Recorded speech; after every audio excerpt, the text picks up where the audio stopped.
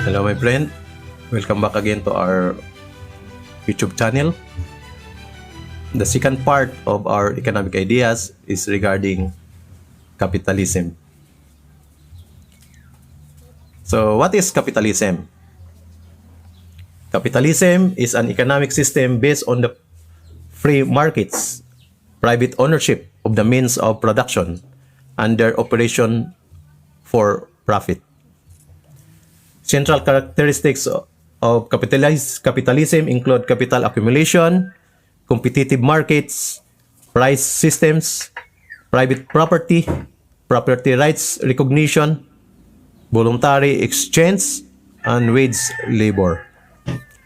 In a market economy, decision-making and investments are determined by owners of wealth, property, or ability to maneuver capital or production ability in capital and financial markets.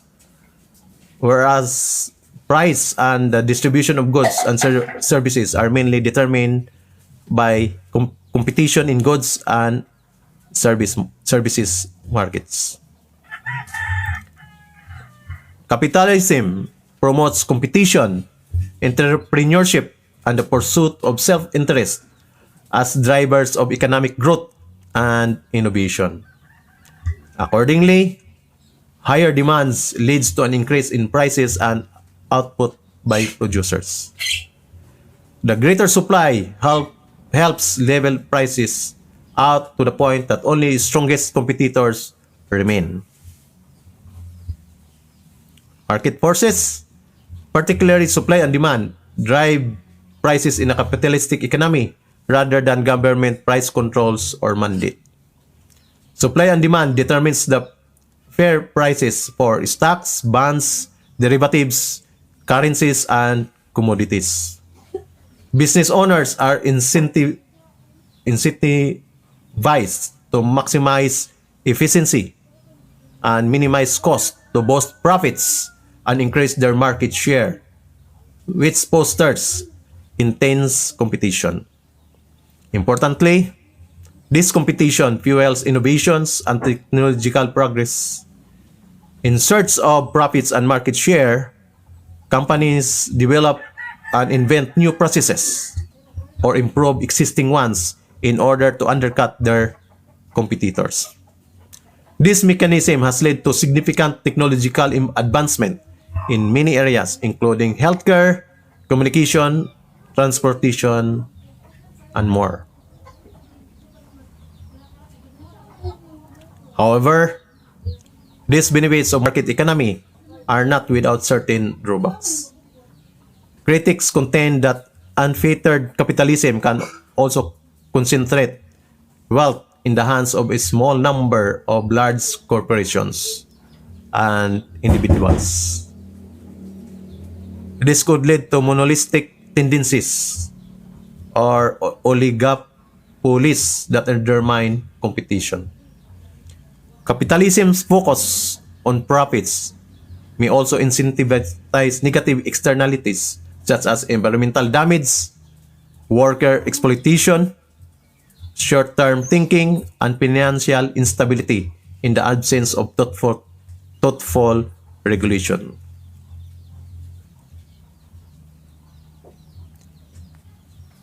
The origins of capitalism as a functional economic system can be traced back to 16th to 18th century England, where the early industrial revolution gave rise to mass enterprises such as textile industry, iron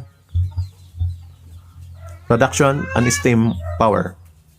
So this industrial advancement led to a system in which accumulated profits was invested to increase productivity. That is the essence of capitalism. However, by the end of 19th century, capitalism had become the dominant economic model in Western world.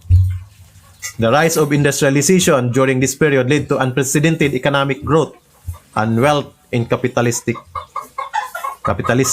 societies. However, it's also exacerbated socioeconomic disparities, leading to the emergence of working class that was often subject to unsafe working conditions and low wages. These inequalities spark social and political unrest, leading to the rise of trade unionism and political movements advocating to social justice and labor rights.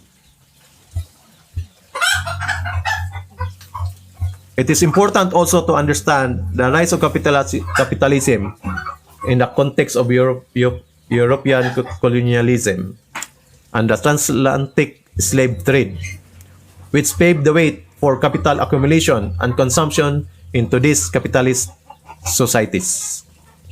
The slave trade enabled European businesses to profit enormously from the force of labor of millions of enslaved from Africans or on colonial plantations producing sugar, tobacco, cotton, and other commodities sold for world consumption.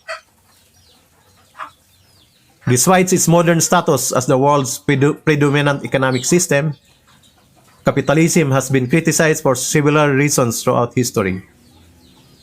These include the unpredictable and unstable nature of capitalist growth, social harms such as pollutions, and abusive treatment of workers, and forms of economic disparity such as income inequality. So some historians connect profit-driven economic models such as capitalism to the rise of oppressive institutions such as inhuman enslavement, colonialism, and imperialism. Note, colonies were exploited as a source of cheap raw materials and captive export markets. So I will compare now capitalism. I will now take the pros and cons of capitalism.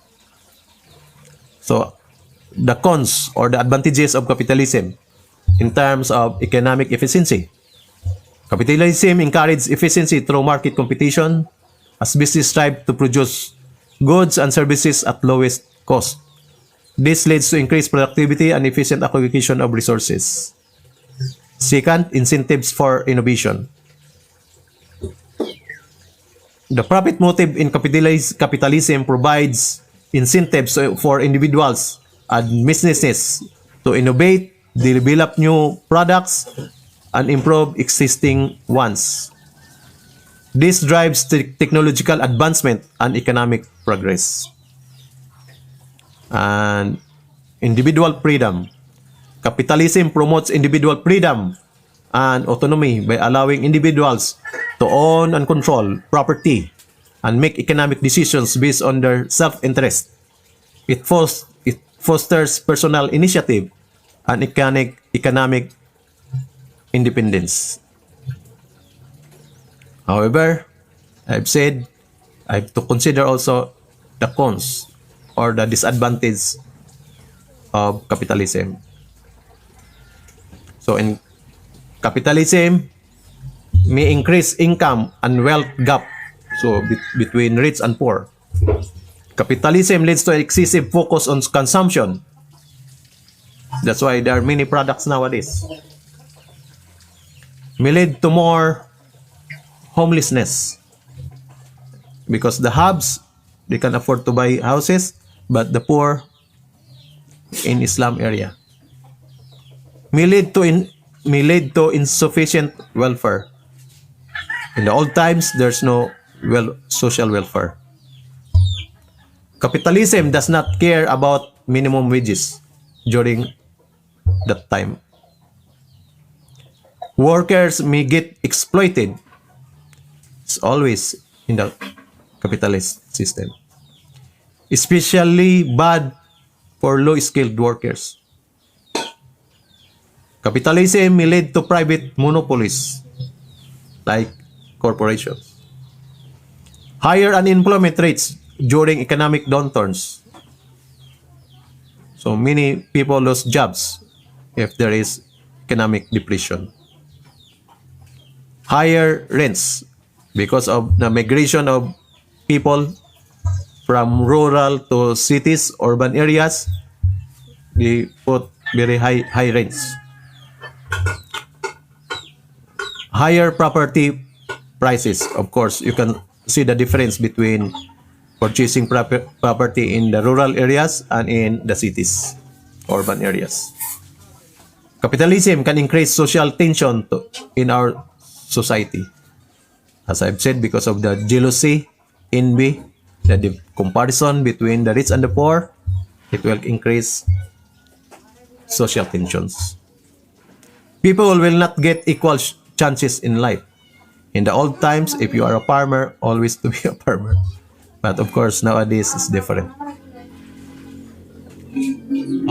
May contribute to many environmental problems. So capitalism always looking for profit with the sacrifice of environment, with the air pollution, in the land pollution, and even in the water pollution.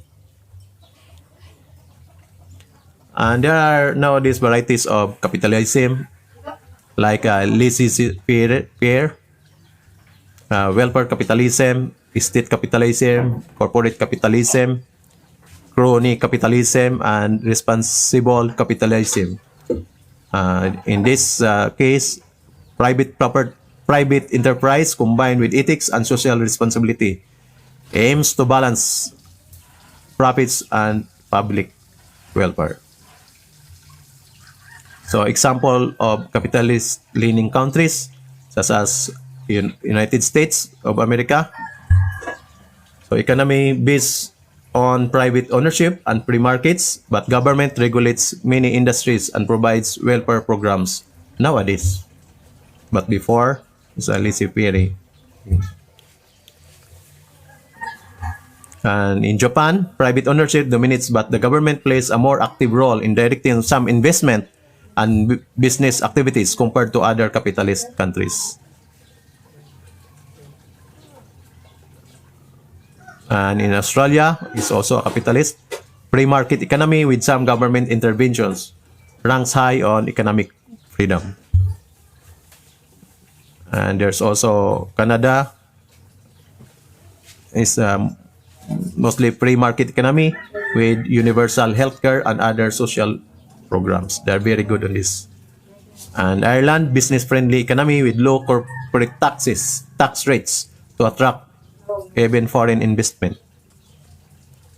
And in Switzerland, long trade of capitalism, free trade, and minimal regulation is a very powerful financial sector. Okay. Thank you, my friend, for listening. See you on the next video.